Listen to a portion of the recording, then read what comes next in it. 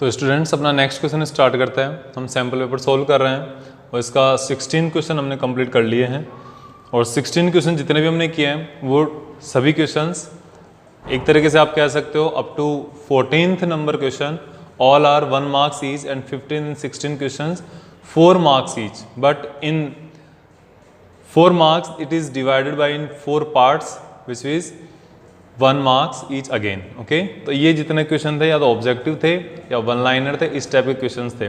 अभी जो हमारा अब नेक्स्ट वाला जो पार्ट है शॉर्ट आंसर टाइप, ये 2 marks ईच होंगे और इन सारे क्वेश्चंस में आपको एक चीज़ ये ध्यान रखनी होगी, तो answer should be 4 to 5 lines और 4 to 5 स्टेप्स। ये आपको ध्यान में रखना है यहाँ पे, ठीक है ना।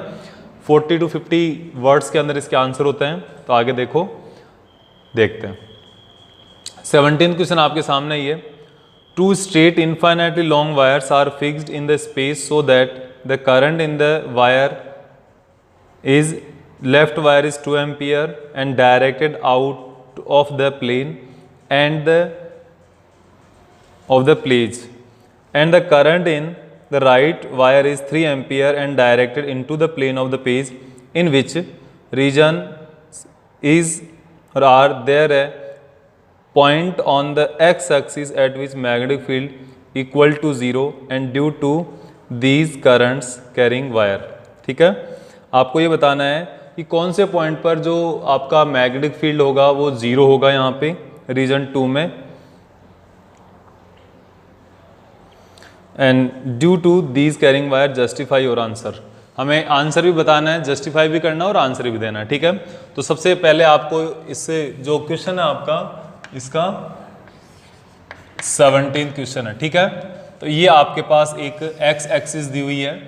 यहाँ पर ये जो आपका राइट साइड का वायर है, यहाँ पर 3 एम्पियर करंट है वो इनसाइड है। ठीक है, 3 एम्पियर, और यहाँ पर क्या है 2 एम्पियर है और वो आउटसाइड करंट है।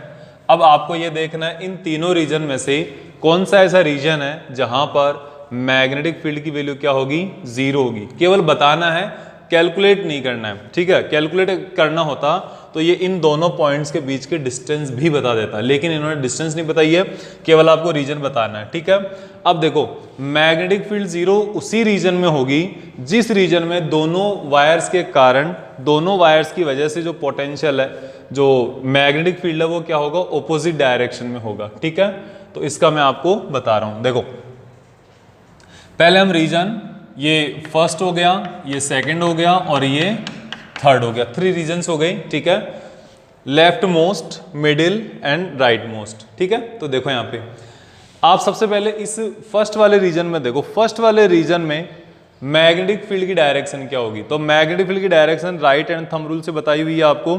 आप क्या करो, करंट की डायरेक्शन में थंब कंसिडर कर लो और fingers will represent the direction of magnetic field lines. Okay, तो यहाँ पे क्या हुआ, नीचे की तरफ है ना मैग्नेटिक फील्ड, इस वायर के कारण, इस वायर की वजह से यहाँ पर मैग्नेटिक फील्ड क्या है, नीचे की तरफ है इस वायर के कारण। ठीक है, इसके कारण देखो मैग्नेटिक फील्ड ये देखो ये अंदर हो गया।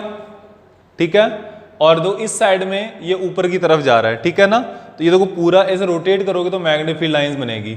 तो इधर क्या है, मैग्नेटिक फील्ड लाइंस ऊपर की तरफ है। ठीक है, और मैग्नेटिक फील्ड लाइन यहां पर ऊपर की तरफ है। अब देखो यहां पर एक दूसरे के कंपैरिजन में क्या हो सकता है, 0 हो सकता है। ठीक है, अब हम बीच में बात करते हैं। मिड पॉइंट पर अगर हम देखते हैं यहां पर तो क्या होगा, देखो मैग्नेटिक फील्ड इस साइड से गया और ये वापस ऊपर की तरफ आ रहा है। यहां पर क्या है, जैसे ये जो मैग्नेटिक फील्ड लाइन ऐसी तो बनेगी इस तरीके से, इस तरीके से बनेगी। ठीक है, और इसके कारण जो मैग्नेटिक फील्ड लाइन है वो कैसे बनेगी, देखो इनसाइड है ना, तो इनसाइड होने के कारण ये लगातार ऐसे बनेगी, यहां पे और इधर नीचे की तरफ। तो एक बात आपको ये देखनी है कि यहां पर दोनों मैग्नेटिक फील्ड लाइन जो है वो सेम डायरेक्शन में आ गई, और सेम डायरेक्शन में आने के कारण यहां पर किसी भी कंडीशन में मैग्नेटिक फील्ड 0 नहीं हो सकता। तो there will be not equals to 0। लेकिन इस कंडीशन में देखो यहाँ पर आउटवर्ड के कारण, तो यहाँ पर इस तरीके से आएगी। तो हमारे पास क्या आ गई, दो रीजन ऐसे आ गई, दिस फर्स्ट रीजन और दिस सेकंड रीजन।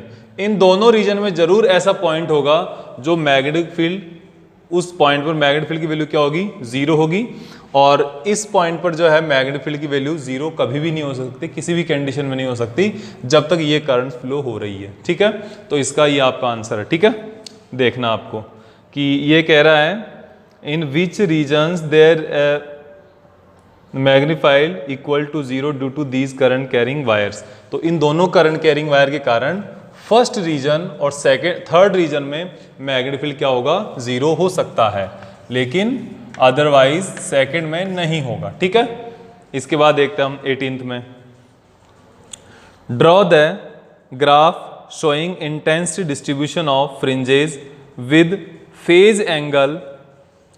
ठीक है, देखना है, draw the graph showing intensity distribution of fringes with phase angle due to diffraction through single slit।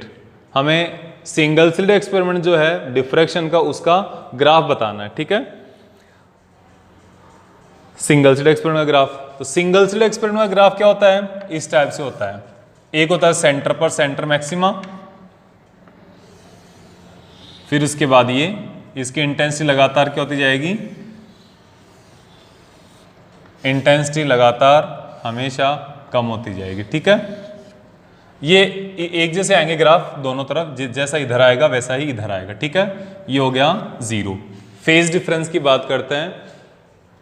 Phase difference की अगर आप बात करोगे तो यहां पर फेज डिफरेंस कितना होना चाहिए, लैम्डा बाई 2, यहां पर भी लैम्डा बाई 2, यहां पर लैम्डा, यहां पर लैम्डा, यहां पर 3/2 लैम्डा, यहां पर भी 3/2 lambda, 2 lambda and again 2 lambda and so on. आप लगातार चलते जाओगे तो ये अपना सिंगल स्लिट एक्सपेरिमेंट का इंटेंसिटी कर्व हो गया। ठीक है, इसका और पार्ट देखो क्या है,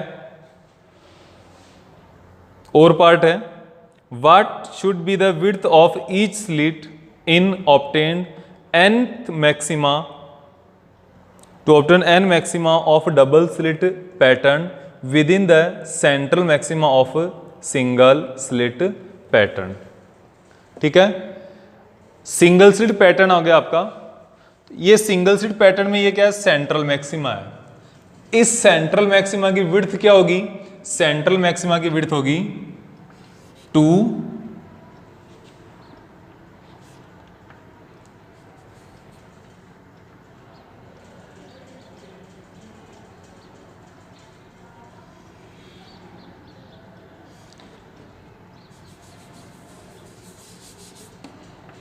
2d लैम्डा अपॉन ए। ये आपका सिंगल स्लिट एक्सपेरिमेंट का हो गया। सिंगल स्लिट एक्सपेरिमेंट के सेंट्रल मैक्सिमा जो है उसकी विड्थ है ये। ठीक है, सिंगल स्लिट के सेंट्रल मैक्सिमा की विड्थ, क्योंकि ट्वाइस होती है। ठीक है, अब हमें ये देखना है कि अगर हम सिंगल स्लिट एक्सपेरिमेंट की जगह हम डबल स्लिट एक्सपेरिमेंट करें, सिंगल स्लिट को हम इस डबल स्लिट एक्सपेरिमेंट कर दें, तो डबल स्लिट एक्सपेरिमेंट की एक जो लैम्डा है आपका डबल स्लिट वाला, उसकी विड्थ कितनी होती है, उसकी विड्थ होती है D lambda over small D. ठीक है, और यहां पर स्मॉल डी क्या है, दोनों के बीच का डिफरेंस है। ठीक है, दोनों के बीच का डिफरेंस आ गया, तो ये क्या है, दोनों ये इसके अंदर होगा और ये पूरा एक साथ है। तो यहां पर आपको ये देखना है कि भी n times of these width of double slit experiment. तो डबल स्लिट एक्सपेरिमेंट जो है ना, उसका आएगा D lambda over small D. Small D क्या है, उन दोनों सिंगल डबल स्लिट एक्सपेरिमेंट की दोनों स्लिट्स के बीच की डिफरेंस है। 10 चैप्टर को रिवाइज करना पड़ेगा इसके लिए। ये नंबर ऑफ स्लिट हो गई इसके अंदर, तो इस तरीके से नंबर ऑफ स्लिट इस तरीके से आएगी डबल स्लिट वाली। ठीक है, इक्वल्स टू ये n नंबर ऑफ हो गए, एक की विड्थ कितनी, इतनी है, n नंबर की n से मल्टीप्लाई हो जाएगा, इधर से 2 लैम्डा डी ओवर ए। ठीक है, तो d से d कैंसिल, लैम्डा से lambda cancel, n equals to क्या आ जाएगा, 2d ओवर a। ये आपके पास आंसर आ गया इसका। ठीक है, तो ये ध्यान रखना, रिवाइज करके देखना, अगर कोई भी चीज समझ में नहीं आए आप इसको देखना ध्यान से। ठीक है, फिर है 9th, deduce an expression for potential energy of a system of 2-point charges q1 and q2 located at position r1 and r2 respectively in external electric field। तो एक्सटर्नल इलेक्ट्रिक फील्ड वाला जो आपके पास पोटेंशियल एनर्जी का graph, potential energy का जो formula है आपकी notebook में, आपको नोट्स में इजीली करवाया हुआ है, बहुत मुश्किल नहीं है। इसका केवल आपको एक्सप्लेनेशन करना है, डेरिवेशन करना है, ठीक है। कैसे करना है कि आपके पास suppose you have given one external electric field, okay, you have given one electric field, okay, this, and you have to place two charges, charge q1 with position vector r1, second charge q2 with position vector r2, okay, and distance between both the points are r12, okay। तो how you can calculate its potential energy? V r1, this is potential energy, V r1 into q1। Q1 को इस point पर रखने के लिए work done कितना, इतना करना पड़ेगा, प्लस अब Q2 को रखना है, तो Q2 को रखने के लिए इलेक्ट्रिक फील्ड के अगेंस्ट भी करना पड़ेगा, Q2 इंटू V R2, और प्लस इस Q1 के अगेंस्ट करना पड़ेगा, तो K Q1 Q2 upon R12। ये जो आपका टॉपिक है ये आपका सेकेंड चैप्टर का टॉपिक है, और ये है potential energy of system of charges in external electric field नाम से है, वहां पर आप इसको देखोगे, ठीक है, नोट्स में मिल जाएगा आपको एज इट इज। फिर इसके बाद है सेकंड और पार्ट है इसका, ये 19 था और 19 का और पार्ट क्या है, establish the relation between electric field and magnetic field, electric field and electric potential at a point, draw equipotential surfaces of electric field in Z direction with its magnitude increasing at constant rate along minus Z direction. समझ गए? यहां पे आपको E और V में relation, ठीक है, पहला है relation between E and V। E और V में क्या रिलेशन होता है, E equals to minus del V upon del L, इसका डेरिवेशन बताना है, ठीक है। करते थे ना ऐसे, दो इक्विपोटेंशियल सरफेस लेके दोनों के बीच का जो डिस्टेंस है वो डेल L, इसका पोटेंशियल V कंसिडर कर लो, इसका V minus del V consider कर लो, दोनों की वैल्यू ये आ जाएगी सोल्व करोगे तो, ठीक है। और फिर आपको इक्विपोटेंशियल सरफेस ड्रॉ करना है, कौन से में, पोटेंशियल सरफेस आप कैसे ड्रॉ करोगे, मान लो ये इलेक्ट्रिक फील्ड है, ठीक है। अगर यूनिफॉर्म इलेक्ट्रिक फील्ड होता है ना तो इक्विपोटेंशियल सरफेस की जो डिस्टेंस है वो इक्वल रहती है, ठीक है।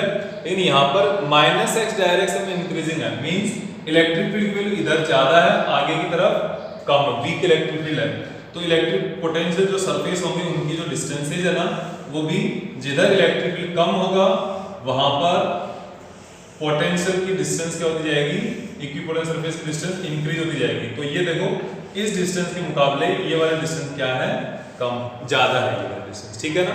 तो ये वाला डिस्टेंस ज्यादा है और ये वाला डिस्टेंस क्या है यहाँ पे कम है, तो इसलिए आपको ये करना पड़ेगा इस प्रकार से, ठीक है। फिर इसके बाद आगे है next 20th question, explain with the help of circuit diagram action of forward bias PN junction diode with emits spontaneous radiation, which emits spontaneous radiation, state the least band gap energy of this diode have emission of visible region। तो ये वाला जो है ना आपका 20th question है, इस 20th question में आप ये देखो,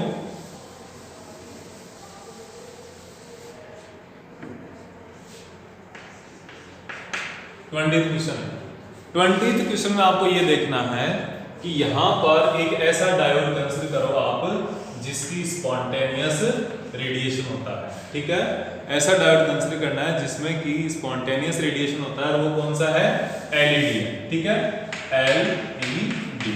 तो एलईडी का जो वर्किंग है वो मैंने पिछले कुछ लेक्चर्स में कराया है 14 चैप्टर में, उसको देखना आपको, उसका डायरेक्ट ये पूरा कंप्लीट एलईडी के जितना है, ठीक है।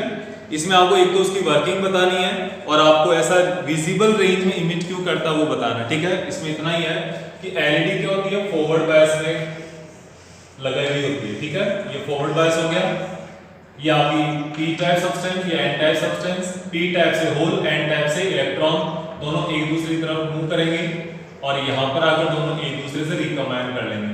रिकम्बाइन करके बॉन्ड बना लेंगे। कहने का मतलब ये है इलेक्ट्रॉन कंडक्शन बैंड से वैलेंस बैंड में जंप करेगा और जैसे वो कंडक्शन बैंड से वैलेंस बैंड में जंप करेगा, इसके साथ साथ ही ये इलेक्ट्रॉन यहां से एनर्जी रिलीज कर देगा। कि अगर ये एनर्जी विजिबल रेंज में होगी तो ये एलईडी होगी, ठीक है, ध्यान रखना। और इसके लिए उसका जो minimum energy band gap minimum कितना होना चाहिए, 1.8 इलेक्ट्रॉन वोल्ट होना चाहिए, तब ये काम करेगा, ठीक है। इसके आगे हम देखते हैं नेक्स्ट 19th क्वेश्चन, ये आपका हो गया 20th क्वेश्चन। 20th क्वेश्चन के बाद है 21st। A coil of wire enclosing area 100 centimeter square is placed within its plane, making an angle 60 degree with the magnetic field of strength 10⁻⁻1 Tesla. What is the flux through the coil if magnetic field is reduced to 0 in 10⁻³ second? Then find induced EMF। ठीक है, आपको सबसे पहले क्या करना है, सबसे पहले आपको फ्लक्स की वैल्यू फाइंड आउट करनी है। तो फ्लक्स की वैल्यू क्या हो जाएगी, फ्लक्स की वैल्यू होगी B magnetic flux 5 is equals to BA cos theta. B कितना है 10⁻⁻1। A कितना दिया हुआ है, ध्यान से देखना, 100 सेंटीमीटर स्क्वायर। सेंटीमीटर स्क्वायर को मीटर स्क्वायर में कन्वर्ट करोगे तो -4, ठीक है। B इक्वल्स टू दिया हुआ है 10⁻⁻1 टेस्ला। A इक्वल्स टू दिया है 100 सेंटीमीटर स्क्वायर, जो कि 100 × 10⁻⁻4 मीटर स्क्वायर हो जाएगा। ध्यान रखना, ये दोनों वैल्यू यहां रखना। थीटा की वैल्यू कितनी है, थीटा इक्वल्स 60 है और cos 60 आ जाएगा। तो इसको सोल्व करोगे तो क्या आ जाएगा 10⁻⁻3। cos 60 की वैल्यू √3/2, √3/2 हो जाएगा, ठीक है। तो √3/2 10⁻⁻3, ये आपके पास क्या हो गई, इसकी वैल्यूज हो गई, किसकी हो गई, इस फ्लक्स की। अगर ये t equals to time 10⁻³ seconds के अंदर फाई की वैल्यू कितनी हो जाए, 0 हो जाए, तो इंड्यूस्ड ईएमएफ, तो इंड्यूस्ड ईएमएफ क्या होता है d∅/dt। d∅/dt, तो d∅ की वैल्यू कितनी आएगी, √3/2 into 10⁻³ -0 डिवाइडेड बाय 10⁻³, तो 0 हो ही जाएगा ये। तो √3/2 into 10⁻³ डिवाइडेड बाय 10⁻³, ये कैंसिल आउट, √3/2 हो जाएगा, ठीक है। तो इस तरीके से आपको ये ध्यान देना है कि जो मैग्नेटिक फील्ड की वैल्यू, मैग्नेटिक फ्लक्स की वैल्यू आ गई और साथ ही साथ आपके पास इंड्यूस्ड ईएमएफ आ गया। 6 चैप्टर का क्वेश्चन है, न्यूमेरिकल क्वेश्चन है ये, ठीक है। फिर हमारे पास 22nd क्वेश्चन, ये देखते हैं क्या है। Two wave from two coherent sources S and S' superimpose at X as shown in figure. If X is a point on second maxima, second minima, and Sx minus S' X is 4.5 centimetre, calculate the wavelength of wave. सीधा सा है, 10 chapter का question है, double slit experiment का, ठीक है। तो देखो क्या है, ये इस तरीके से है। ये आपके पास एक सोर्स हो गया यहां से, ठीक है, और ये दूसरा सोर्स हो गया S', ठीक है। दोनों यहां पर कोइंसाइड कर रहे हैं, यस, ठीक है। दोनों के बीच में पार्ट डिफरेंस कितना है, Sx minus S' x 4.5 centimetre. Path difference कितना होता है, डेल्टा x लेते हैं। अगर ये n लैम्डा ओवर d किसके लिए होता है, मैक्सिमा के लिए होता है, लेकिन मिनिमा के लिए ये कितना होना चाहिए, 2n + 1 2n - 1 lambda over d, ठीक है। अब आपके सामने कितना दिया हुआ है, आपके सामने डेल्टा x की वैल्यू दी हुई है, तो डेल्टा और n की वैल्यू n इक्वल्स टू कितना है, n इक्वल्स टू 2 और x equals to delta x equals to 4.5 centimetre, metre में कन्वर्ट करना पड़ेगा 4.5 माइनस 2 मीटर। तो ये देखो क्या आ जाएगा, ये आ जाएगा 4.5 इंटू 10⁻² इंटू 2 इंटू 2 4, यानी 4 minus 1 into lambda upon D, ये आ जाएगा। ठीक है, कोहेरेंट सोर्स है ये, तो आपके पास क्या आ जाएगा लैम्डा। और जब डी की वैल्यू नहीं गिवन हो तो इसको आप 1 मीटर कंसीडर कर सकते हो, तो इसको हम 1 मीटर कंसीडर कर लेंगे लास्ट में। तो ये वैल्यू कितनी आ जाएगी, lambda equals to 4.5 into 10⁻² divided by 3, ये नीचे आ जाएगा और ये आ जाएगा इंटू डी। ये कितना हो जाएगा 1.5 इंटू 10⁻² इंटू डी, ये लैम्डा आ जाएगा। डी की जो वैल्यू है यहाँ पे आप इसको रख सकते हो। ठीक है, यहाँ पर डी की वैल्यू आपको गिवन नहीं है, अगर होती तो आप इसको वैल्यू फाइंड आउट कर सकते थे। ठीक है, यस।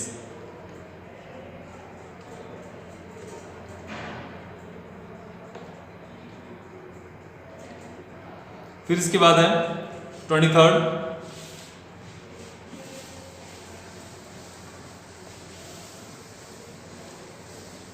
कौन सा है students, draw the energy band diagram when intrinsic semiconductor is doped with the impurity atom of antimony. Antimony मतलब मीनिंग क्या है, 15 ग्रुप का सेमीकंडक्टर है। ठीक है, name the extrinsic semiconductor so obtained and the majority charge carrier in it. ये आपका N type semiconductor है, इसका एनर्जी बैंड डायग्राम पूछ रहा है।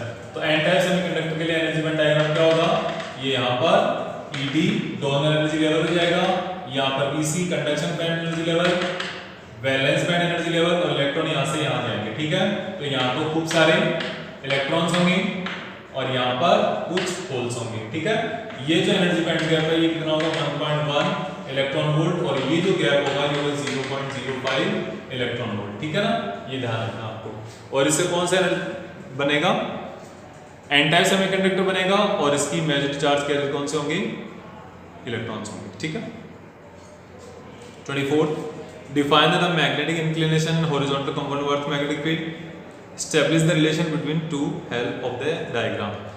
मैग्नेटिक इंक्लिनेशन यानी ये एंगल ऑफ डिप की बात कर रहा है। ठीक है, और horizontal component of earth magnetic field, magnetic angle of dip is the angle between earth horizontal component and resultant earth magnetic field. ठीक है, थीटा होगा।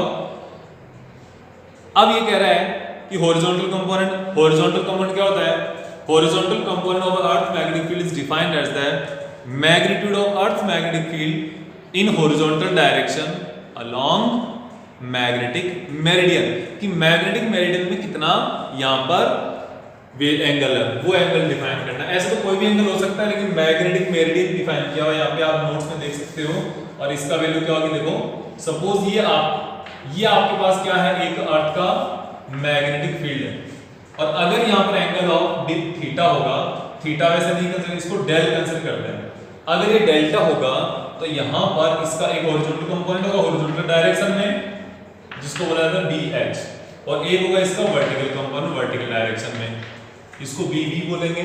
इसको कई लोग H से भी रिप्रेजेंट करते हैं। तो यहाँ पर क्या आएगा, 24th क्वेश्चन अभी ये। ठीक है, तो यहाँ पर क्या, इन दोनों में रिलेशन देख लो, इन दोनों के बीच में रिलेशन जो आएगा वो होगा BH upon B, base upon perpendicular equals to cos delta. तो BH equals to B cos delta, इतना ही है। ठीक है, 2 मार्क्स का क्वेश्चन है, 2 डेफिनेशंस आ गई और एक ये आपका छोटा सा रिलेशन आ गया, तो इतना ही आता है, 2 मार्क्स का क्वेश्चन, ज्यादा कुछ आता नहीं है। फिर इसके बाद एक इसका और part, horizontal component of earth magnetic field at a place is √3 times the vertical component, what is the value of inclination at the place. अब यहाँ पर क्या हो गया, इन्होंने जो और पार्ट में ना BB एंड BH में रिलेशन दे दिया, क्या दे दिया, ये है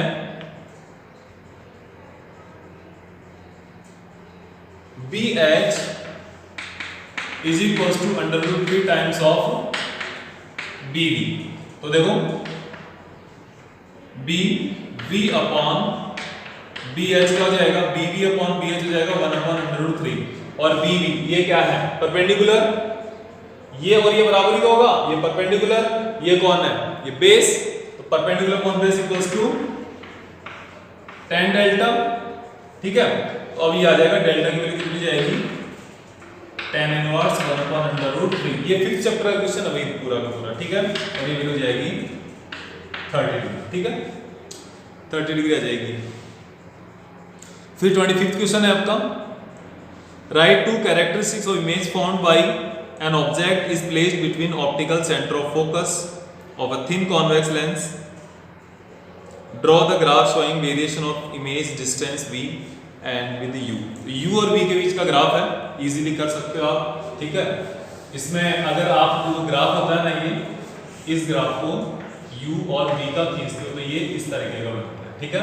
हालांकि नेगेटिव आता है, ये u होता है और ये v, तो v नेगेटिव होगा या u नेगेटिव होगा, या फिर आप इस ग्राफ को ऐसे भी खींच सकते हो 1/u और ये 1/v, ये किसका है 26 का है।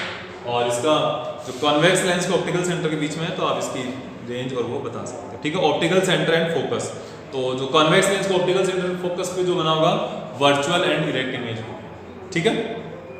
तो ध्यान रखना, बाकी जो बचे हुए क्वेश्चन वो नेक्स्ट लेक्चर में करेंगे, और अब 2 लेक्चर में ये पूरा पेपर आपका खत्म हो गया, ठीक है। Thank you.